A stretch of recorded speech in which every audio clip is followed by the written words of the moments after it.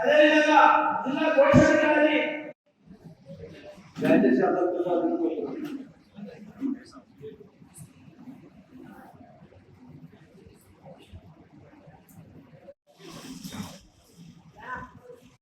Police వార్డుగా పోతున్నాం.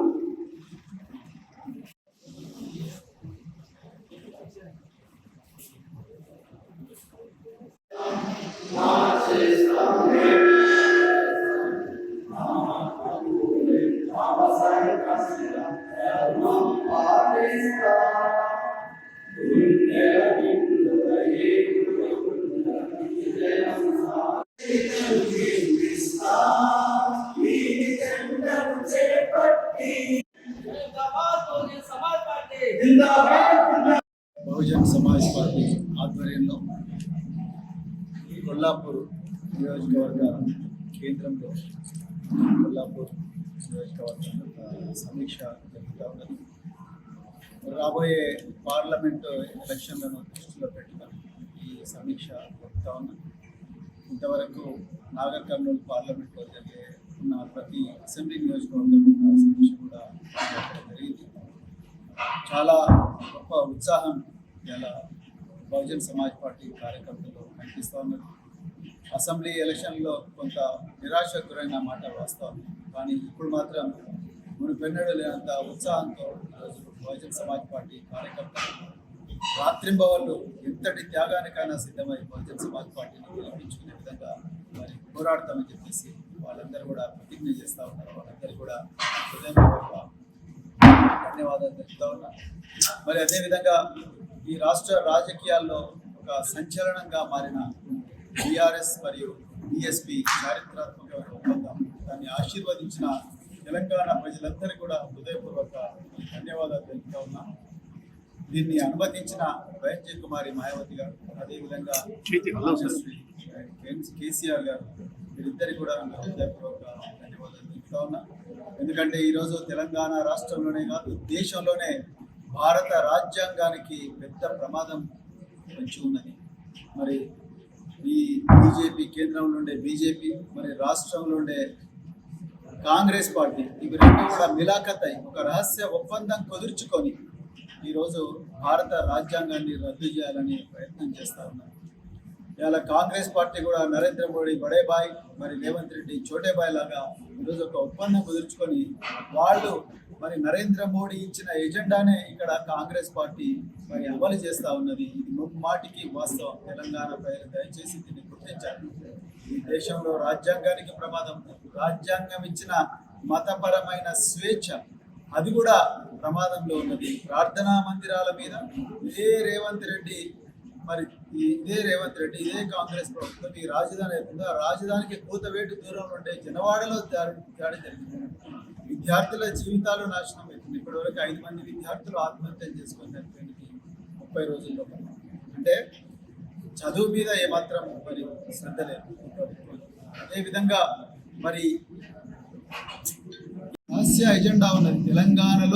తెలంగాణనంతా కూడా బీజేపీకి దారాదత్తం చేయాలనే ఒక బృహత్తరమైన ప్లాన్తోనే ఇవాళ కాంగ్రెస్ పార్టీ రేవంత్ రెడ్డి, అదేవిధంగా మరి బీజేపీ నరేంద్ర మోడీ ఇద్దరు కలిసికట్టుగా పనిచేస్తున్నారు. బయటనేమో కయ్యం, లోపలనేమో నెయ్యం అన్నట్టుగా ఉన్నది. సో ఇదందరూ కూడా తెలంగాణ ప్రజలు గుర్తించాల్సిన అవసరం ఉన్నది. మన ప్రయోజనాల కోసం, మన రక్షణ కోసం, ఈ ప్రాంత అభివృద్ధి కోసం కేవలం మరి ఈ కూటమి మాత్రమే ఈ తెలంగాణ ప్రయోజనాలు కాపాడగలదు, ఇంకెవరు కూడా కాపాడలేరు అని చెప్పేసి కూడా ఈ సందర్భంగా నేను చెప్తున్నా. అందుకొరకే ఈ ప్రజలందరూ కూడా దీన్ని ఆశీర్వదించాలని చెప్పేసి నేను మరొకసారి కోరుకుంటూ, మరి అదేవిధంగా మరి తెలంగాణలో గురుకుల అభ్యర్థులందరూ కూడా ఇలా రోడ్డెక్కిండ్రు, ఇందిరా పార్క్లో ధర్నా చేస్తూ ఉన్నారు. వాళ్ళ నిజంగా ముఖ్యమంత్రి గారు పరిపాలన మీద ఏమాత్రం దృష్టి సారించడం లేదు. వచ్చి 4 నెలలైంది, ఇంతవరకు గురుకుల అభ్యర్థులకు న్యాయం జరగడం లేదు. 9,200 పోస్టులు రిలీజ్ చేస్తే 3,000 బ్యాక్లాగ్లు వచ్చినాయి నెల రోజుల్లోపలనే. నేను ముఖ్యమంత్రి గారికి చేతులు జోడించి చెప్పిన, అయ్యా ముఖ్యమంత్రి గారు, సుప్రీంకోర్టు మార్గదర్శకాలను ఉల్లంఘించకుండా, సర్వీస్ రూల్స్ను మార్చడం అవసరం లేకుండానే డిసెండింగ్ ఆర్డర్లో గురుకుల అభ్యర్థులందరినీ కూడా పోస్టులు భర్తీ చేసి వాళ్ళకి అపాయింట్మెంట్ ఆర్డర్లు ఇస్తే ఒక్క బ్యాక్లాగ్ కూడా రాదు.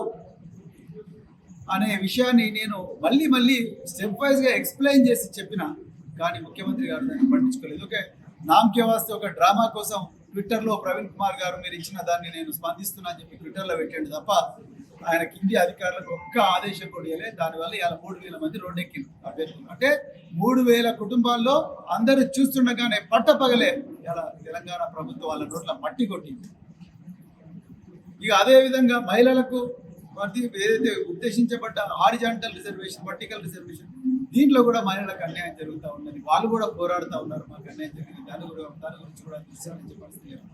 అది పోగా ఇప్పుడు వాళ్ళ మంత్రులతోని ముఖ్యమంత్రి గారు ప్రవీణ్ కుమార్ ఒక గూండా, ప్రవీణ్ కుమార్ ఒక అసాంఘిక శక్తి, ప్రవీణ్ కుమార్ వల్ల విచ్ఛిన్నం అవుతుంది దేశం, ప్రవీణ్ కుమార్ వల్ల ఇట్లయితుంది అట్లయితుంది, బీఎస్పీ ఒక అసాంఘిక శక్తుల ముఠా అని చెప్పి మరి చెప్తా ఉన్నారు ముఖ్యమంత్రి గారు.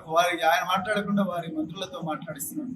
సో ఇది కూడా తెలంగాణ ప్రజలందరూ కూడా గమనించాలి. నేను మునుపెన్నడూ లేని విధంగా బహుజన వర్గాల మీద దాడి జరుగుతూ ఉన్నది కాంగ్రెస్ పార్టీ. మతపరమైన స్వేచ్ఛ లేకుండా పోతా ఉన్నది. సో అన్ని విధాల్లో కూడా ముప్పేట దాడి జరుగుతున్నది. తెలంగాణ ప్రజలందరూ కూడా దీన్ని గుర్తించి మరి కాంగ్రెస్ పార్టీ నుంచి విముక్తి వచ్చే విధంగా భారతదేశాన్ని రాజ్యాంగం రక్షించబడే విధంగా మీరు మంచి నిర్ణయం తీసుకోవాలని చెప్పేసి మరి తెలంగాణ ప్రజలందరికీ కూడా మరొకసారి చేతులు మీద దాడి జరుగుతాం, ఈ దేశ రైతుల మీద దాడి జరుగుతూ ఉన్నాయి. దీని మీద ఎవరు కూడా మాట్లాడారు. ఈ దేశంలో దళితులు, మైనారిటీలు, బీసీలు వీళ్ళందరి మీద దాడి జరుగుతుంది. బీసీ జనాభా గణన అన్నారు. బీసీ జనాభా గణన కేవలం కాగితాలకే పరిమితమైంది తెలంగాణ రాష్ట్రంలో. మరి దేశంలో అయితే నరేంద్ర మోడీ గారు ఓపెన్గా చెప్తా ఉన్నారు వారు ఈ దేశంలో జనాభా గణన చెయ్యము అని చెప్తా ఉన్నారు. మరి నేను ఇలా పెద్దలు నరేంద్ర మోడీ గారిని అడుగుతున్నాను, అయ్యా రామరాజ్యం అంటే మరి బీసీలను అణిచివేసే రాజ్యమా? బీసీల జనాభా ఎందుకు మరి లెక్క పెట్టడం? ఎందుకు మీరు ఓబీసీ సర్టిఫికెట్తోనే ప్రధానమంత్రి అయ్యారు, కానీ మరి మీరు ఇలా ఓబీసీలకు వ్యతిరేకంగా ఎందుకు వివరిస్తున్నారు? ఏ కేంద్ర ప్రభుత్వ రంగంలో ప్రభుత్వ రంగ సంస్థల్లో చూసినా, కేంద్ర ప్రభుత్వ విశ్వవిద్యాలయాల్లో చూసినా బీసీల సంఖ్య 10 కూడా దాటడం లేదు. మరి ఇలాంటి ఘోరమైన పరిస్థితి ఇలా నెలకొని ఉన్నది దేశంలో. మరి ఏ ముఖం పెట్టుకొని ఇలా బీజేపీ ఇలా ఓట్లు అడగడానికి తెలంగాణకు వస్తా ఉన్నారు. మరి అదే బీజేపీతోని ఓపెన్గా దోస్తీ చేస్తున్న కాంగ్రెస్ పార్టీ మరి ఏ ముఖం పెట్టుకొని వెళ్ళి ఇలా తెలంగాణ ప్రయోజనాలను కాపాడుతారు. ఒకవైపు కృష్ణా నది జలాల మీద మన హక్కులు కోల్పోతా ఉన్నాం, మరోవైపు మరి కేంద్రంలో ఉన్న బీజేపీ మన రాష్ట్ర హక్కులను కాలరాయడానికి ఒక భారీ కుట్ర మరి చేస్తూ ఉన్నది. ఇవన్నింటినీ అడ్డుకోవడం కోసం, తెలంగాణ ప్రయోజనాల కోసం, తెలంగాణలో ఉండే బహుజనుల రక్షణ కోసం, వాళ్ళ భద్రత కోసం, వాళ్ళ బిడ్డల భవిష్యత్తు కోసం ఈరోజు బహుజన్ సమాజ్ పార్టీ భారత రాష్ట్ర సమితి మరి అలా గుర్తు ఉండాలని అంటే ఒక కూటమిగా ఏర్పడాలని నిర్ణయించుకున్నాయి. అదేవిధంగా మరి చాలా నవ్వొస్తూ ఉన్నది, హాస్యాస్పదం అనిపిస్తున్నది ఏంటంటే ఇలా ఒకప్పుడు కాంగ్రెస్ పార్టీ బీఆర్ఎస్తో పొత్తు పెట్టుకున్నది, టీడీపీ కాంగ్రెస్తో పొత్తు పెట్టుకున్నది. ఏ కాంగ్రెస్ వల్ల అయితే తెలుగువాడి ఆత్మగౌరవం దెబ్బతిన్నదని 1983లో మరి చంద్రబాబు మన ఎన్టీ రామారావు గారు మరి తెలుగువాడి ఆత్మగౌరవం అని చెప్పేసి తెలుగుదేశం పార్టీని ఏర్పాటు చేశారు. ఆ తెలుగుదేశం పార్టీతోని కాంగ్రెస్ పార్టీ పొత్తులు పెట్టుకున్నాయి. బీఆర్ఎస్ పార్టీ కమ్యూనిస్టులతో పెట్టుకున్నది, కాంగ్రెస్ పార్టీ కూడా ఒకప్పుడు కమ్యూనిస్టులతో పెట్టుకున్నది. అట్లా రకరకాల పార్టీలు, రకరకాల బీజేపీ జనసేనతో పొత్తు పెట్టుకున్నది. సో రకరకాల పార్టీలు వాళ్ళ రాజకీయ వ్యూహంలో భాగంగా పొత్తులు పెట్టుకుంటారు. ఇలా ఒక బహుజన్ సమాజ్ పార్టీ, భారత రాష్ట్ర సమితి రెండు కూడా ఒక లక్ష్యం కోసం, ఒక ప్రయోజనం కోసం, పార్లమెంట్ ఎలక్షన్ల కోసం పొత్తు పెట్టుకుంటే అప్పుడే ఇది ఒక అపవిత్రమైన కలయికగా ఎట్లా చూస్తున్నారు? దీని వెనుక స్వార్థమైన రాజకీయ ప్రయోజనాలు ఇమిడి ఉన్నాయి.